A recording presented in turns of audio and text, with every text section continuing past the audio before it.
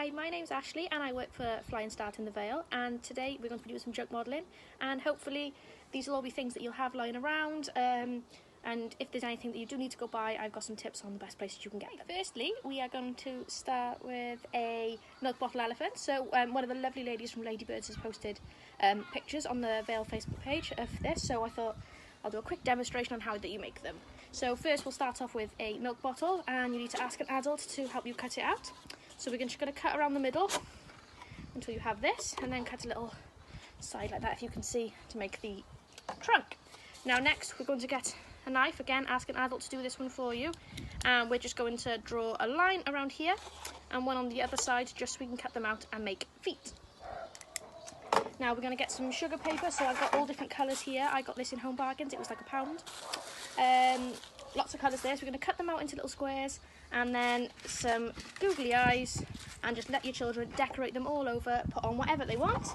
And here's a little one that I made myself. So it's very easy, very simple. And also, if you look on some YouTube channels, you'll be able to find stories of Elmo the Patchwork Elephant. They also have a Welsh version called Elfed, which is great for those who prefer it to Welsh medium. And yeah, so that's our milk bottle elephant. Okay, next I'm going to make some sensory bottles. So I've just got some more bottles that I had lying around in my recycling bin. So I've given them a good clean and washed them out, taken all the labels off them. So there's many things that you can do with these. One of them is to make a rice shaker. So I've just filled about a quarter of the bottle with rice, just so it makes a good sound. You can also, if you put some rice in a container and add a little bit of food colouring, overnight or a couple of hours, that should dry out and the rice will actually be stained that colour. So if you want a nice colourful one, you can do them in all different colours. That'd be nice.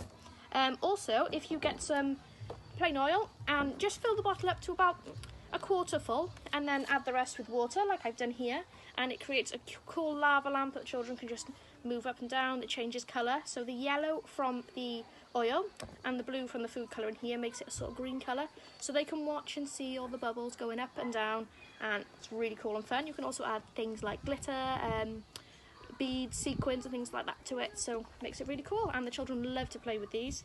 I've put some electrical tape on the top, just so you don't want any of this going in your carpets and making a mess throughout your house, so this is nice and safe, and so that the children don't ingest it as well.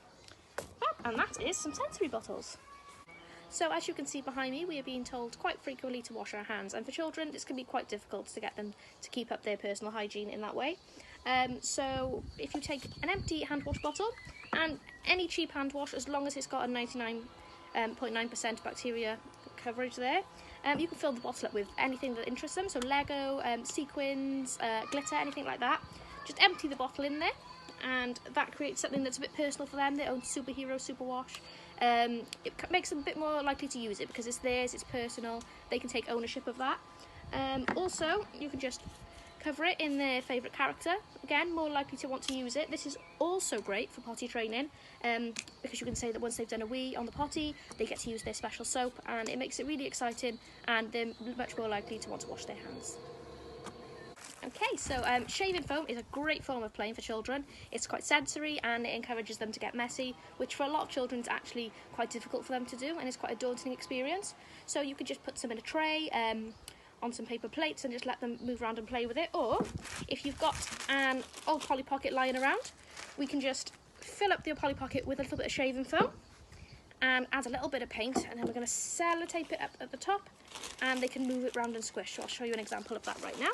Okay, so I put the shaving foam and the paint in the bag. Of course, it's very messy, so you might need an adult to help you with this one. So if you just put this then, so it's all sealed up, the children can just squish it, move all the foam about, you can see the paint coming through, and the foam will start to turn the colour of the paint, and it's really good, fun, sensory activity that the children absolutely love to do. Again, you can put some sequins in there, you can put some glitter, and the children will just love just getting messy without getting messy. Okay, so of course we're all missing our family in these times, so why not make something out of things that you've got lying around your house that you can deliver post through the letterbox whilst keeping your social distancing, just to let them know that you're thinking of them and that you miss them lots. So I'm going to make some photo frames. So I've just taken a piece of A5 card, the A4, you can cut it in half, and a photograph. So I'm going to put a little bit of glue on the back of the photograph, just like so, and then stick it onto the card. I'm just going to stick it in the middle.